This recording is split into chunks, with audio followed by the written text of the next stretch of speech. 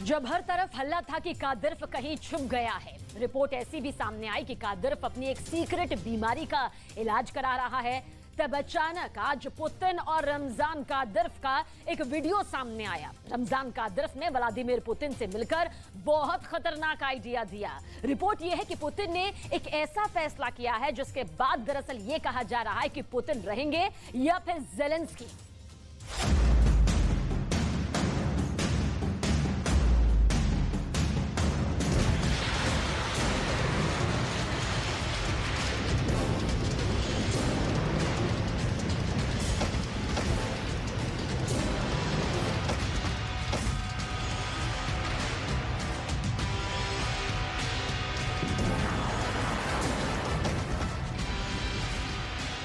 Putin की फौज ने बखमुत को करीब करीब कब्जे में ले ही लिया है, लेकिन इस शहर में एक एक इंच आगे बढ़ने के लिए पुतिन ने बहुत बड़ी कुर्बानी दी है।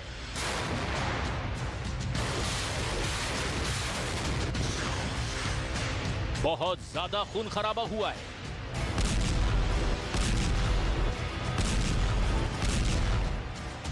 और यही वजह है कि पुतिन अब यूक्रेन में सीरिया वाला फॉर्मूला अपनाने के लिए मजबूर हो गए हैं। सीरिया फॉर्मूला आखिर है क्या, इसे बहुत ध्यान से समझिएगा, क्योंकि बख्तरबंद और टैंक वाले इस युद्ध में ये फॉर्मूला सीरिया में कामयाब रहा है। सवाल ये है कि इस वक्त पुतिन का चेचन कमांडर रमजान कादिरोव कहाँ है? क्यों वो किसी सीक्रेट मिशन पर तैनात कर दिया गया है? वहीं वैगनर चीफ को लेकर रूस में सवाल उठने लगे हैं और उसकी लोकेशन पर भी पुतिन 24 घंटे नजर रख रहे हैं।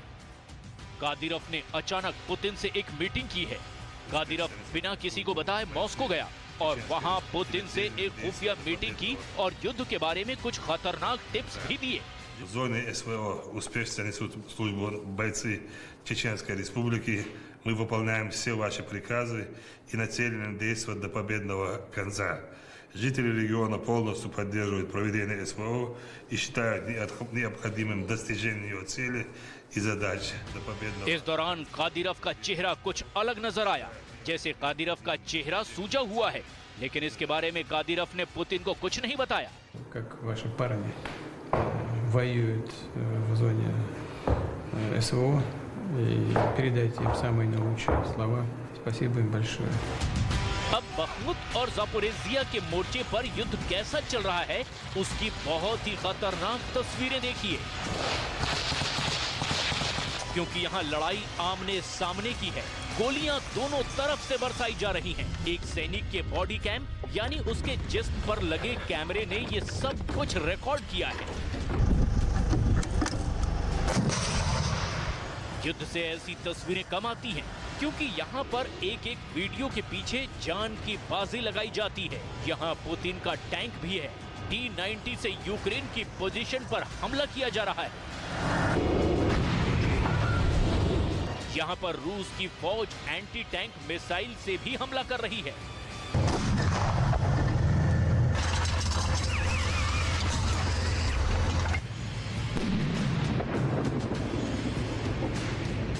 हमले दोनों तरफ से हो रहे हैं और यहाँ एक गोली को धोखा देने का मतलब ये नहीं कि जान बच गई, क्योंकि तभी दूसरी गोली करीब से गुजरती है। बखमुत में युद्ध के ऐसे वीडियो को देखकर समझा जा सकता है कि यूक्रेन में लड़ रहे सैनिक कैसे हर पल अपनी जान हथेली पर रखकर लड़ाई लड़ रहे हैं। पुतिन इस वक्त बहुत ज्यादा प्रेशर में है, क्योंकि रूस ने बखमुत जीतने के लिए जो कुर्बानी दी है, उसके बाद पुतिन के पास कीव की तरफ आगे बढ़ने के लिए कोई और रास्ता नहीं बचा है।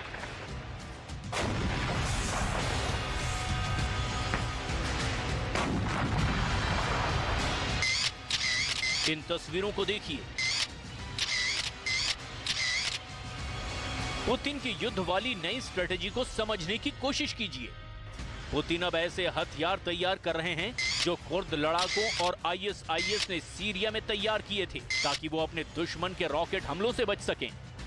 अब इसी तरह अपने टैंक और बख्तरबंद गाड़ियों को नया रूप देकर पुतिन अपनी कमियों को छुपाने की कोशिश कर रहे हैं। पुतिन के पास टैंक कम पड़ गए हैं। पुतिन के पास बख्तरबंद गाड़ियों की किल्लत हो गई है। पुतिन के सामने अब यूक्रेन को नए टैंक मिलने लगे हैं और उनसे लड़ना पुतिन की मौजूदा ताकत के लिए भी आसान नहीं होगा। ग्राउंड रिपोर्ट ये है कि यूक्रेन का कहना है कि 1 साल के दौरान इतने खतरनाक टैंक युद्ध के मैदान में देखे नहीं गए। फरवरी बीत जाने के बाद मार्च अब और ज्यादा खतरनाक होने जा रहा है, क्योंकि अब ज़ेलेंस्की को नेटो से 3 तरह के टैंक मिल रहे हैं। पहला है जर्मनी का लेपर्ड टैंक, दूसरा है ब्रिटेन का चैलेंजर टैंक और तीसरा अमेरिका से M1A1 एब्रम्स टैंक मिलने की उम्मीद भी पक्की है।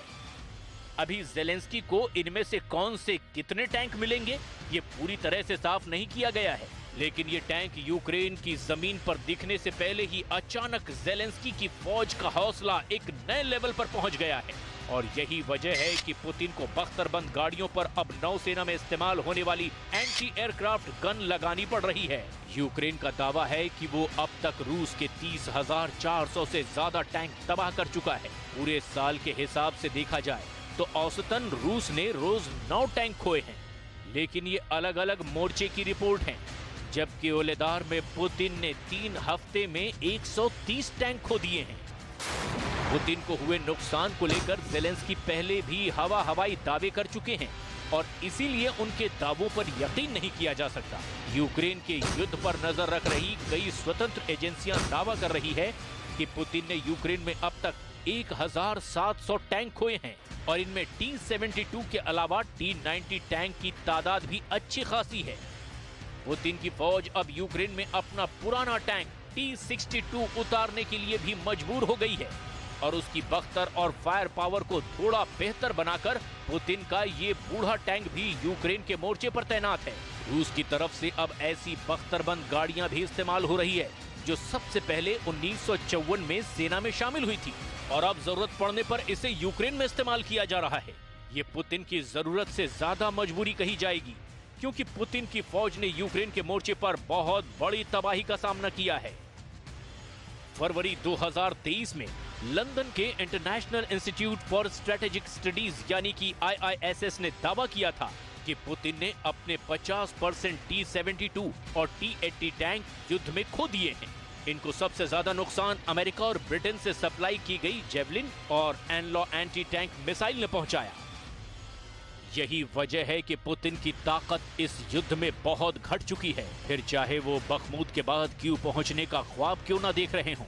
इसीलिए बखमुत से आगे बढ़ने के लिए पुतिन कुछ भी करने के लिए तैयार हैं और बख्तरबंद गाड़ी की ये तस्वीर इसकी गवाह है। इन बख्तरबंद गाड़ियों पर ऐसी ऊंची टर्रेट लगाने का मकसद है कि इसे ड्रोन अटैक से बचाया जाए और ड्रोन अगर इस बख्तरबंद गाड़ी की तरफ बढ़े तो इसमें लगी एंटी एयरक्राफ्ट गन उसे हमला करने से पहले ही खत्म कर दे। ये एक MTLB फाइटिंग व्हीकल यानी कि बख्तरबंद गाड़ी है जिस पर नेवी के जहाजों में इस्तेमाल होने वाली एंटी एयरक्राफ्ट गन लगाई गई है। पुतिन के इस आइडिया का बहुत मजाक बनाया जा रहा है, लेकिन अगर ये कामयाब होता है तो इसकी तारीफ भी होगी, इसमें कोई शक नहीं। इन सब के बीच पुतिन के चेचन कमांडर रमजान कादिरोव की एक नई तस्वीर वायरल हो रही है।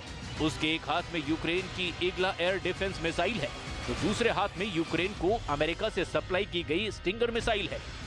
इन दोनों मिसाइलों से ज़ेलेंस्की ने रूस के बहुत से फाइटर जेट और हेलीकॉप्टर गिराए हैं और अब कादिरोव बता रहा है कि यूक्रेन के इन्हीं हथियारों से वो यूक्रेन को टारगेट बनाएगा।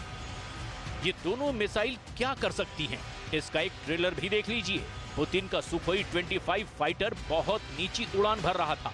पायलट को यकीन था कि उसका कुछ नहीं बिगड़ेगा और इतने में अचानक इस विमान से एक मिसाइल टकराती है और इस फाइटर का मिशन ओवर हो जाता है।